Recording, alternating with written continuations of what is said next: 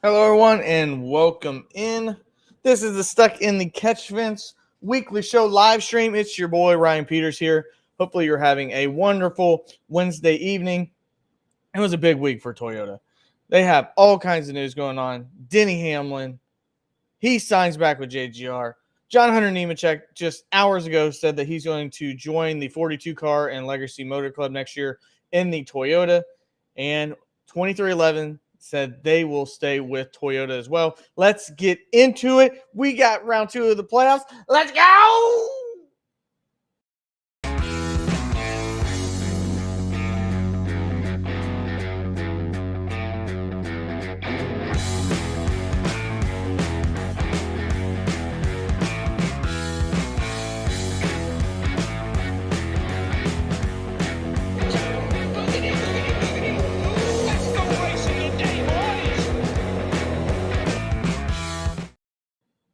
What's going on, guys? Hopefully you're having a wonderful day. We are live.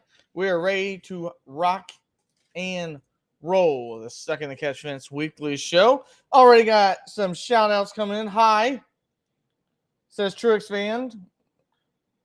And then he also is already shitting on the John Hunter Nemechek news. Come on, Truex fan. We haven't even got there yet. But my quick question for you to begin the show: what is your driver you're looking forward to seeing this weekend after the week 1 early round playoffs here in the round of 16? Do you have a driver that you think needs to perform better, or do you have a driver that you go, oh my gosh, he's a little bit better than what I thought?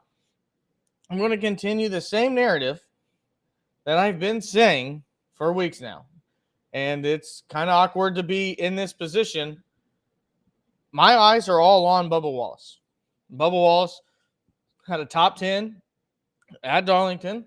Even though he had a spin, he came back, had a top 10. Last year, he won at Kansas. He looks like he's ready to compete. I mean, he looks like the speed is there for 2311 Racing. They're in the news. They don't have to worry about that stuff anymore. They know where their home's going to be. It's going to be with Toyota for the long term. My driver right now is Bubba Wallace. Can he continue the positive momentum, the positive mojo heading into Kansas, and also defend the crown that he had by winning this same race last year?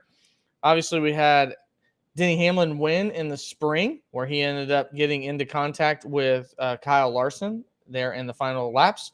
But that is going to be the driver that I look for the second race here in this round of 16.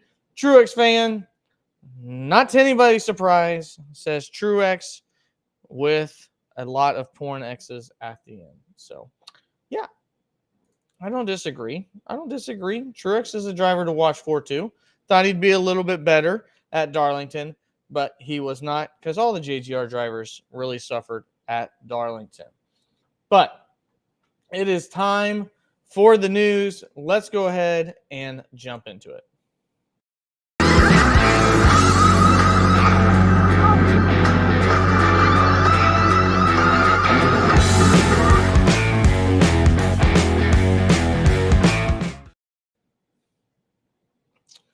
All righty, we are ready for the news. And the first piece of news is Denny Hamlin signs a multi-year contract with Joe Gibbs Racing. This has been rumored. This has been talked about for a while now. A lot of people were wondering, is Denny Hamlin going to be the next JGR driver to find himself on the outside looking in? Now, Denny Hamlin is in his 40s. Okay, he is not a spring chicken. This is rumored to be a multi-year contract. So for at least next year, which I've made 2 videos on Denny Hamlin and JGR moving forward. I did the last dance with, could it possibly be the last year that Denny Hamlin, Joe Gibbs, and Martin Truex are together next year? And I also made a video on, would Denny Hamlin possibly end up like Kyle Busch, with Joe Gibbs being Emperor Palpatine of the evil empire that has been Joe Gibbs Racing and Toyota? Well, some of those questions are answered. Denny Hamlin will be at Joe Gibbs Racing for the foreseeable future, and it looks like Denny Hamlin probably will end his career there. He signs his contract. I think for Denny Hamlin, this is a slam dunk. I think that he has been a really good driver throughout his tenure there, and he can go into the playoffs no longer having to worry about it. I think that really hurt Kyle Busch in the last part of the year with the contract talks. And I don't know how far Denny Hamlin and Joe Gibbs Racing were from the contract talks, but I feel like something must have happened to where the rumors from him going to Ford took place. Now, again, that purely could have been for leverage. It could have been from a money standpoint. It could have been for a 2311 standpoint. There's all kinds of reasons why Denny Hamlin could have went to Ford because he wanted this done sooner rather than later. And bringing in a third party usually makes that happen. It happens in sports all the time. These different rumors. It could have been his agent that said that they met, and they could have never met. But it helps fuel the process, especially if you're wanting to get things done quicker, sooner rather than later. And it is a done deal. Denny Hamlin will be driving the 11 car moving forward. Now, what was not announced, at least not to my knowledge, was any sponsorship news. Last week, he was with Sports Clips. I've said on this show multiple times. We have not seen FedEx on that car for a while, at least 2 months now. It has been the Mavis Tire Auto Repair scheme. We have seen Sports Clips. We have seen Coke Zero Sugar. We've seen everything but FedEx. FedEx being the biggest sponsorship in the entirety of Denny Hamlin's career, pretty much the entirety of the number 11 car's career. So that has not changed. And I'm wondering if Denny Hamlin starts to maybe possibly move sponsorships around with 2311 to help himself, or the Sports Clips, Interstate Batteries, Mavis Tire, all those things step up to the plate. Coca-Cola, because he's a Coca-Cola driver, as we know, help with some of that sponsorships. That is yet to be known and is yet to be seen. So, with that news comes the next piece of news, and that is that 2311 will be staying with Toyota for the foreseeable future as well. Again, rumors were that 2311 was talking to the Blue Oval, especially after the Michigan race or at Michigan while they were up there, but that is no longer more. We also had a slight bit of news that they aren't looking to add a charter, or that Stewart-Haas Racing isn't looking to sell a charter. So I don't know how realistic a third car for 2311 is. I would say that it probably takes precedent back to what was in the past of when this new deal gets done, the new TV deal gets done, and we have a clear picture of how much charters are worth and how much they will sell for and how much of the guaranteed revenue will be shared amongst all the teams. Once we have that, then I think we'll see teams branch out unless they just want to get out of the sport altogether before we have any more information regarding that. So that is 2311. So you will see Bubba Wallace and Tyler Reddick in the Toyota cars for the next few years. At the very, very least, I would say that I would venture to say that 2311 might have even had a longer deal to stay with Toyota than possibly Denny Hamlin, but I can't guarantee that. Obviously, Denny Hamlin's future in this sport as a race car driver is much more short term than what 2311 with the backing of Denny Hamlin when he's not driving anymore and with Michael Jordan could have. So I think this is good. This has been a great week for Toyota. You don't lose Denny Hamlin. You keep a growing car group. I mean, 2311 this year is probably Trackhouse of last year. And they might even be a little bit more consistent. And I think they're more sustainable than what we've seen of Trackhouse this past year or this year as a whole. So 2311 is here to stay. Now they also have a bit of news coming in as well, which leads me to the next piece of Toyota news. This is why it's called Toyota's Big Week. John Hunter Nemechek. The rumors are no more. No more whispering in the bushes and looking over tea leaves and all these different things. Everything we knew about the campaign to get Noah Gragson out of the 42 has come full circle. And that circle will be John Hunter Nemechek driving a Toyota vehicle as Legacy Motor Club in 2024 with Jimmy Johnson will be moving over to Toyota. Toyota will have 8 vehicles next year, and the top Toyota prospect, John Hunter Nemechek, will be driving it. To me, again, this is great news for Toyota. They keep John Hunter Nemechek in the Toyota ride. They bring him over with a new team. Eric Jones has already driven Toyota for Joe Gibbs Racing before. Now they have John Hunter Nemechek racing full-time, probably at least one of the top 3 prospects in the sport right now. To me, it's John Hunter Nemechek, Carson Hocevar, and Zane Smith. Put those in whatever order you want. I have Carson Hocevar higher. If you watched my video yesterday, you'll know why. And then John Hunter Nemechek. Now, that could be a 1A or 1B. That being said, John Hunter Nemechek is more Cup ready, probably from a consistency standpoint, because he's driven in the Cup Series before than Carson Hocevar. He's older than Carson Hocevar. He's doing things at the Xfinity level because Carson Hocevar has never raced full-time in the Xfinity level. You know, the most wins in the Xfinity Series right now, probably the odds-on favorite to win the championship right now. So big news for Legacy Motor Club. They get out from the contract of Noah Gragson. Make of that what you may. Do whatever investigative journalism you may. So, yeah. So that is the news. We got some chats here. Zach says, yo. Truex fan says he roots for, or he looks for Truex to win every week, except for super speedways, and that is a smart choice. Zach, my question to you is, where would you grade Alex Bowman so far this year? It has been a hellacious year. From losing points to breaking your back to not making the playoffs to getting in a skirmish with Daniel Suarez. And I will be making a short this week of the one and only Daniel Suarez and Alex Bowman going back and forth. Daniel Suarez says, we got to be smarter than that. And then Alex Bowman says he's getting flipped off at the airport by by Suarez's crew chief. I mean, talking about drama. That's some good stuff right there. So I'd like to hear your input on that, Zach. But let's go ahead and we're going to take a look at the playoff standings. So give me just a moment. A really good host would have had this prepared by now, but you know, life carries on. So I will pull this up so I can share my screen with you guys, and we can take a look at the play as they currently run with the people looking to get inside of it. Boom shakalaka.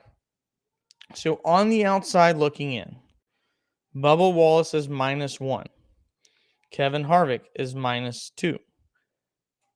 Ricky Stenhouse is -4. And a horrific day for Michael McDowell is -19. Now, in my playoff bracket, I had Bubba Wallace making it, Kevin Harvick making it, and Ricky Stenhouse. So I'm struggling on that aspect. That being said, I had Joey Logano not making it. Ross Chastain had a miracle run. He was horrific the entire day and then got a top 5. And then I had Ryan Blaney out. So my guys are only 4 points to the worst. This is the one for my early season predictions that could really kill me, is I had Christopher Bell winning the championship this year. But if you want to look at the rest, Kyle Larson is in. He has nothing to worry about outside of gaining stage points that carry over from round to round. Obviously, he wants to win the race as well. William Byron, very, very comfortable, pretty much locked himself in. Tyler Reddick, the next closest. Chris Buescher's been fast. Denny Hamlin tied with Buescher. And then you have Truex and Kyle Busch in the 20s and Brad Keselowski at 18. So that's where we currently stand as of this point. And, well, we might as well just go ahead and get into it. Let's check the chat here real quick. And we shall get to the race preview.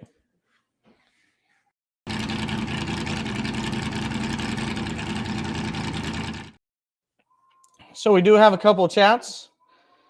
Injuries and penalties, C+, B-. You're a very nice teacher, I would say. Poor Josh Berry has been rough in the Xfinity Series. JGR as a whole, or not JGR, excuse me. And Junior Motorsports as a whole has not been great. I mean, I know that Allgaier has done better as of recent, but hasn't been great from what you expect out of Junior Motorsports. And then Zach says, this weekend being a boiling point. Zach, the thing that I will say, and I said this during my Carson Hocevar video. If you watch Carson Hocevar right now, or some of the younger drivers, and what they're able to do, and knowing that you have a driver like Alex Bowman and Hendrick Equipment, when do you not look at your 4-club lineup and go, is this the best that I can do? Well, I mean, we know that Chase Elliott's talented. He has won the big one once, but that's not been really great. And you're right. He was running solid until the injury. You're not wrong. In the Carson Hocevar video, I mentioned that. He actually was leading the points before being docked points. And well, he's docked points twice. One time they got rescinded, and then the other time they stayed. And he also was the only driver for at least the first 8 to 9 races who finished outside the top 10. But most sports are, what have you done for me lately? And lately, we've seen other drivers do really, really good. And we've seen Alex Bowman block in the top 10 to avoid a wreck or to cause a wreck with Daniel Suarez. But, you know, it is what it is. I don't know. It seems like he was handpicked by Dale Jr. Rick Hendrick did that for Dale. He's by far the weakest driver from a statistical standpoint at Hendrick Motorsports. How far does Rick Hendrick's leash and his patience stay? That I don't know. I know he just signed an extension, but you don't have to drop the details of said extension. That being said, Truex fan says, I said Chase is champ for hopes were gone a few weeks ago. You're not the only one. I had this show, Truex. I said he wasn't going to get in. He got close, but close doesn't count. But let's go ahead and dive into Kansas. Kansas is a 1.5 miles, as most of you know. It has been great for racing here recently. The biggest thing as of late on the 1.5 miles has been the speed from Toyotas. So I look for 2311 to make its mark. I look for Joe Gibbs Racing to make its mark. And I also look for, you know, some of the other cars. Can Ford keep it up? Chris Buescher. In the playoff preview, I said I think Kyle Larson has a good chance to win the championship. He's been quiet. He's been doing his own thing, and it sounds like he's just been a sleeping giant waiting to wake up. And well, first race of the first round, he woke up. My other thought process is Chris Buescher has been way too damn good to ignore. And if Chris Buescher it gets inside of the top 5, I'm willing to say he is a car to beat for the championship. If he gets a top 5 this week, he's good on road courses. He just got a top 5 at Darlington. We know RFK is fast because they won Daytona not that long ago and probably should have won the 500, let alone the 400. We talked about drivers we're looking for. I'm almost willing to say that I think Chris Buescher would be the guy to beat. He's been the hottest driver. We said on the show, and we talked about this multiple times, who takes the next step up and right before the playoffs priding themselves to be the hottest driver in the sport. And it's Chris Buescher, and it's not even close. So that's what I'm really looking forward to as well, to see if they can continue this speed at a 1.5 miles. They've done it pretty much in every other track. Hell, he won Bristol last year. I mean, everything is just setting up that way for Chris Buescher. So, yeah. Hocevar is the Hocevar from Berlin. He's not from Berlin. He's from Portage, Michigan. At least that's what his Wikipedia says. Zach, you would know where Portage is. I don't. I know what porridge is, but I don't know where Portage is.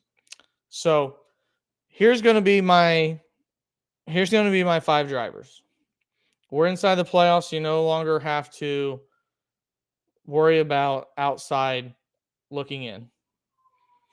Martin Truex, Denny Hamlin,